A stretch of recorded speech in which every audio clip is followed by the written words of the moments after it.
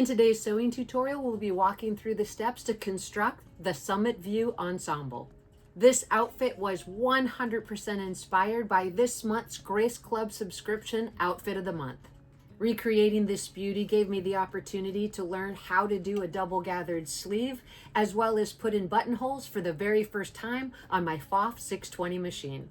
Let's go ahead and get started. For today's sewing tutorial to construct the Summit View outfit, I'll be using a striped taffeta for the blouse and a nice golden color of sateen woven fabric for the skirt. The pattern pieces for the skirt are the center front panel and side front, the back portions of the skirt, the waistband, the pocket base, and the pocket flap. Our first step to get started is to grab that center front panel, place the lining and the panel right sides together, and sew all the way around, leaving the waist edge unsewn.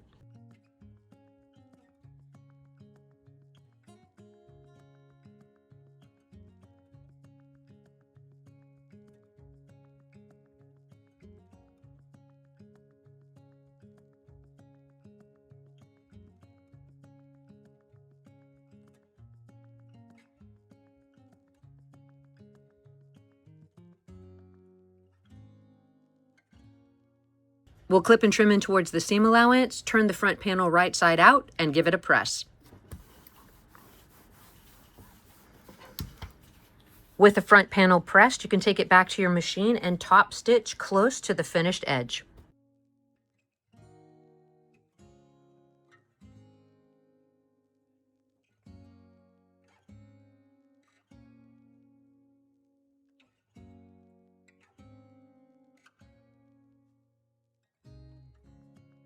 With our top stitching in place, we'll grab our heat erasable marker and mark the placement for our buttonholes. The skirt, as designed, has 8 buttons and 8 buttonholes down each side of that front panel. I didn't actually cut my buttonholes out and just sewed the button on top, and this is maybe a step that you want to consider as well. I took my front panel piece and folded back the edge in line with those buttonholes to make easy placement on the skirt.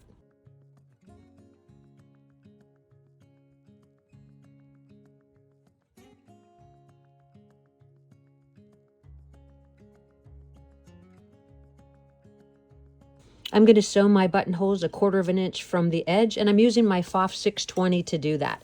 You also have the option to skip the buttonhole step entirely and just sew the buttons on the exterior portion of the panel to produce a similar effect.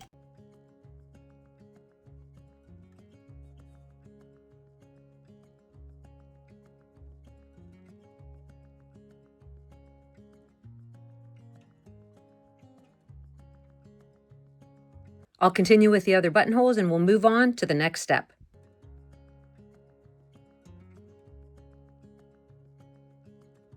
With our buttonholes installed and our heat erasable markers removed, we'll set our front panel section to the side. We'll grab our side front section and our back sections and we'll place them right sides together and sew the side seam.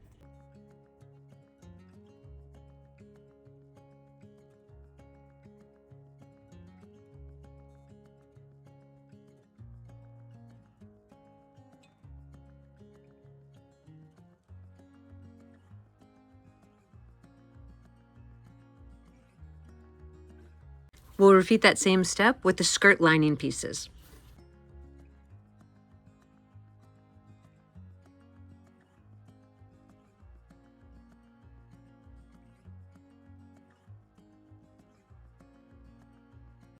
We'll get all of those seams pressed open.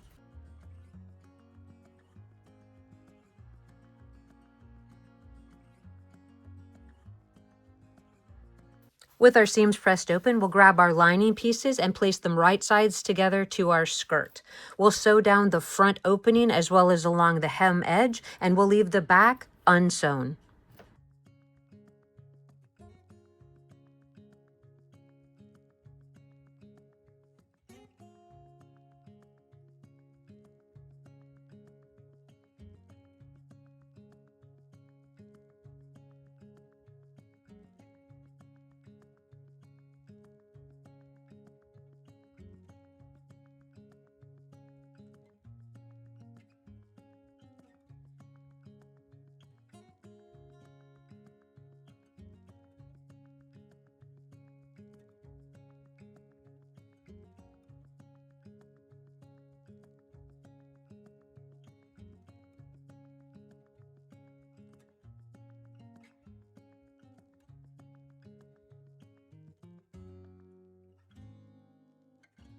Once you have both of the pieces ironed, you can zigzag or overlock that raw back edge of the right and left back opening.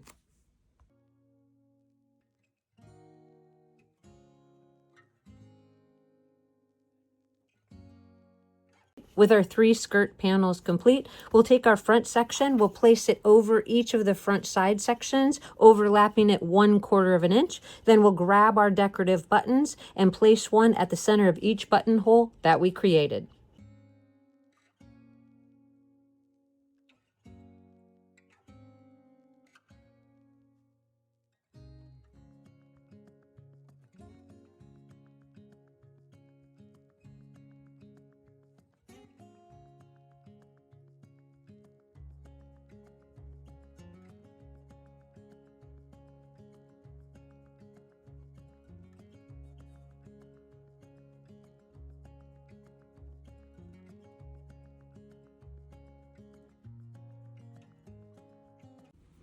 With all of our buttons on that front panel, we'll go ahead and start the construction of the pocket. First, we'll construct our pocket flap. We'll fold it in half with right sides together and sew down the length of each short side.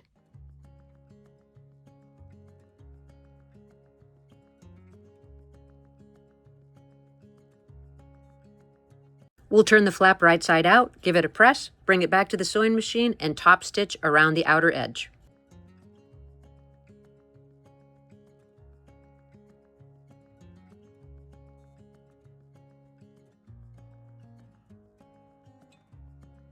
To create the crease on the pocket, we're going to pull the solid line into the center of the pocket on both sides. I've written on the pocket with my heat erasable marker to indicate which fold line I'm going to draw to that center.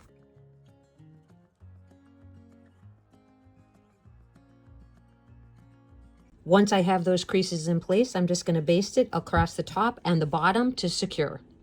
You can quickly confirm that with those creases, both pockets turned out to be the same size. With your pocket crease secure, you'll fold under 1/4 of an inch both of the long sides as well as the lower edge of the pocket.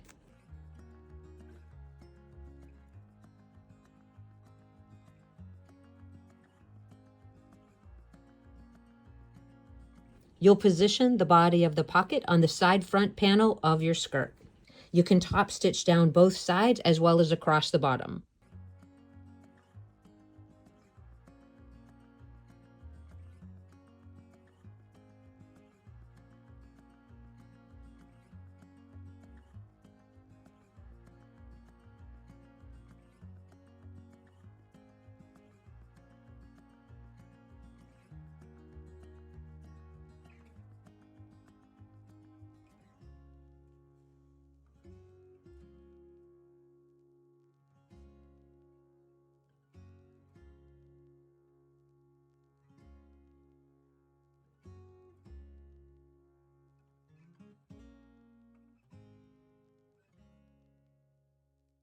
We'll grab our flaps and get them attached at the top of the pocket.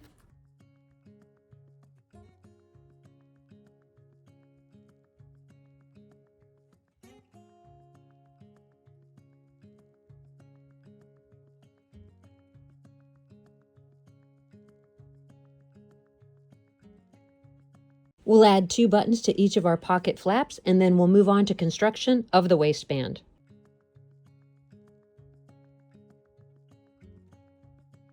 With our detail work done on the skirt, the rest is going to be a breeze. You're going to grab your waistband, you're going to fold one long edge under 1/4 of an inch and give it a press.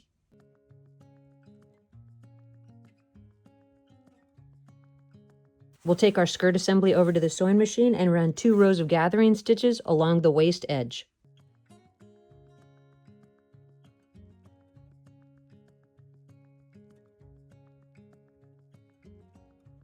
Matching the center of the waistband to the center of the skirt, we'll pull the gathers equally to fit. You want to make sure that the button detailing down the front of the skirt is an equal distance from the center of that starting point.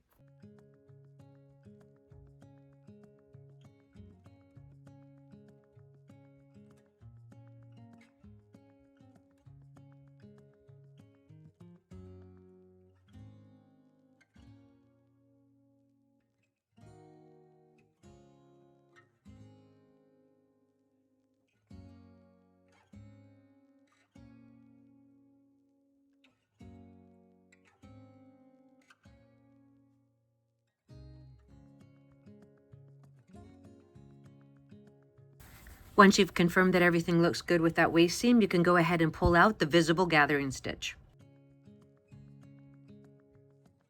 After pressing the seam allowance up, you'll turn the left back opening under 1/4 of an inch. Then you'll take your lining and fold it to the inside of the skirt and give the waistband a press. At that point, you can hand finish it to the inside of the seam with a needle and thread or top stitch.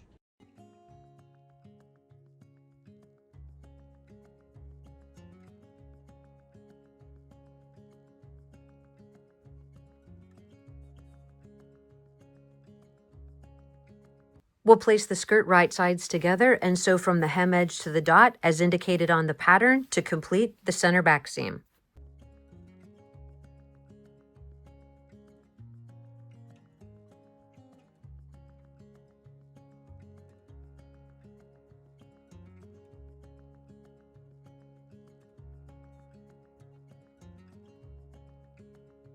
With our center back seam sewn, we'll get a quick fit to the doll, mark the placement for the snap at the waist, and then start construction of the top.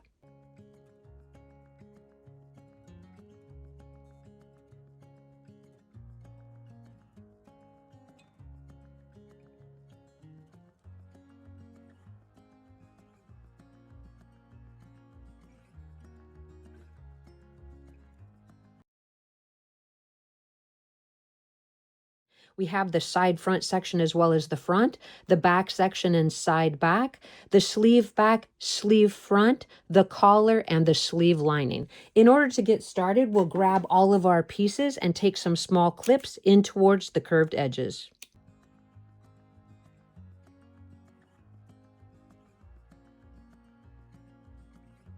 With our clips in place, we'll take the side front section and our front sections, place them right sides together, and sew that seam.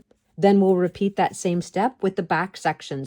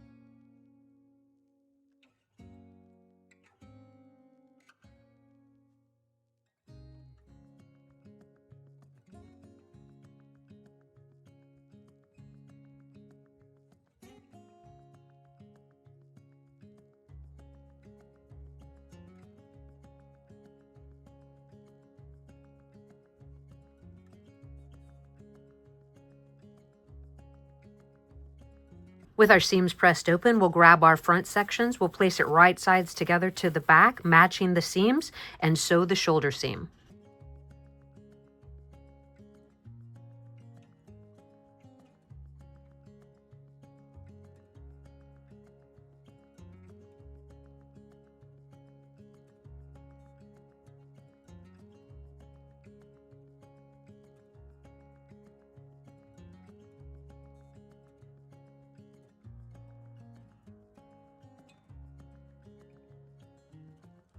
With our shoulder seams pressed open, we'll grab our collar piece. We'll place it right sides together and sew around the exterior portion of the collar, leaving the neck edge unsewn.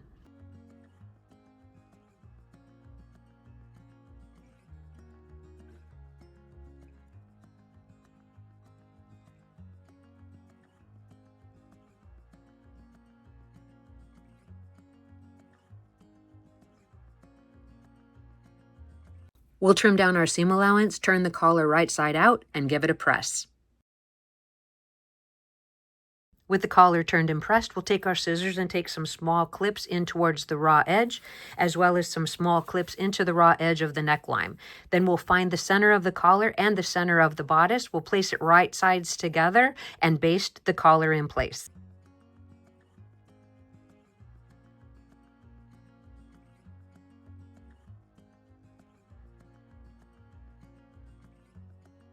With your collar pinned in place, you do want to confirm before sewing that you have an equal distance of top beyond the finished edge of that collar on both sides.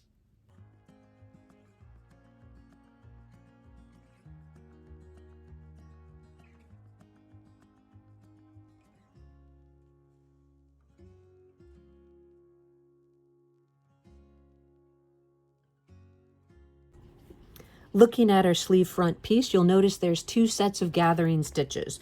There's one between A and B, which is going to connect to the sleeve back, and then the other is B to C, which is going to be at the sleeve cap connecting to the bodice. So the first set of gathering stitches that we'll run will be A to B. With the wrist lined up, you're going to pull that gathering stitch to fit the sleeve back.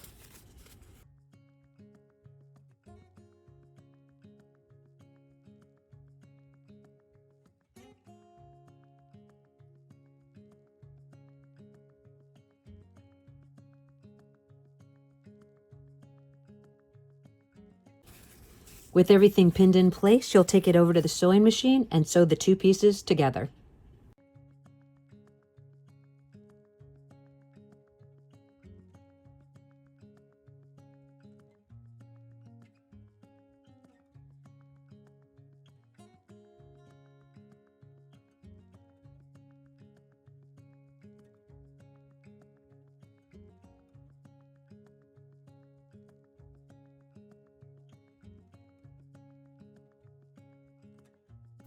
We'll hem each sleeve and run that second row of gathering stitches along each sleeve cap.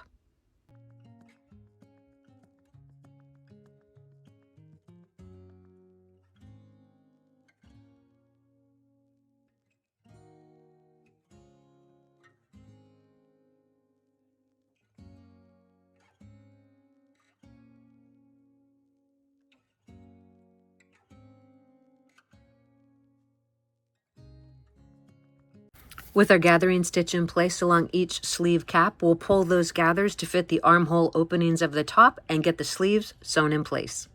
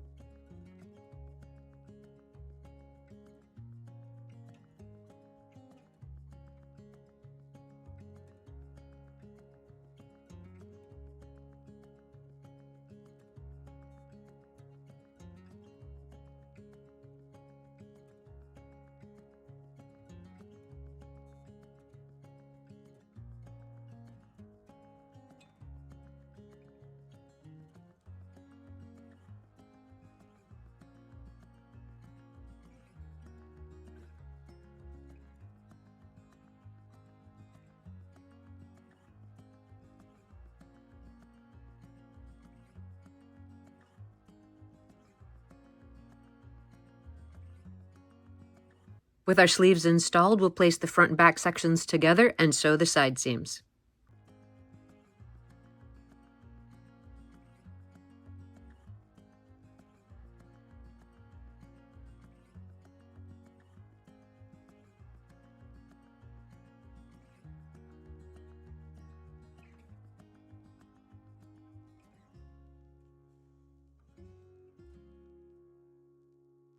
With the exterior portion of the top complete, I went ahead and completed the lining utilizing the exact same steps, except for the sleeves, which I used a sleeve lining and I hemmed that versus putting in the leg of mutton sleeves. The next step is to place the lining to the top with right sides together, and starting at the center back, we're going to sew all the way around, up the front, around the neckline, and back down to the original starting point, leaving a small opening in the back to turn the garment right side out.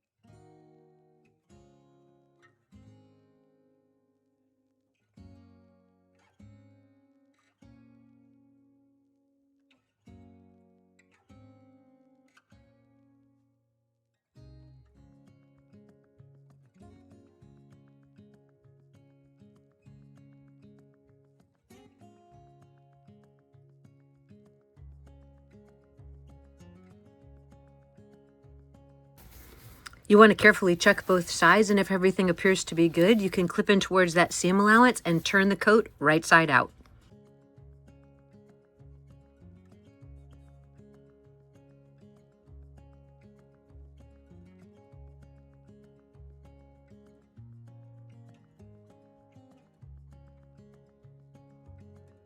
We'll take our opening and fold the edges in. Then we'll grab our needle and thread and hand finish it.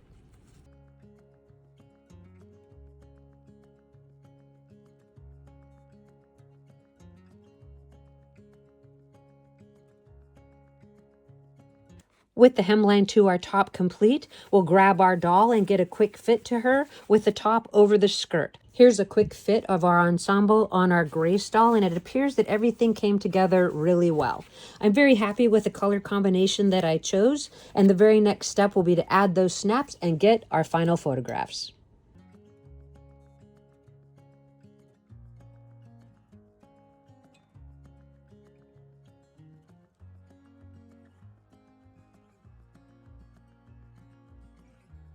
Grace looks absolutely beautiful in her Summit View ensemble.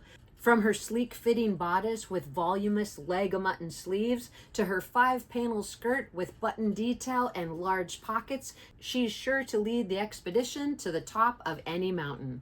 As you go forward through your sewing journey, I hope you find unique and interesting ways to add to your skill set. Even with my own sewing channel, I find myself watching countless hours of other sewers' YouTube videos, learning constant tips and tricks and ways to improve my sewing. If you have any questions about the construction steps for the Summit View pattern, please list it in the comment section below. As always, I thank you guys for your time and for watching. I invite you to hit that like and subscribe button, and I look forward to seeing you in the next video.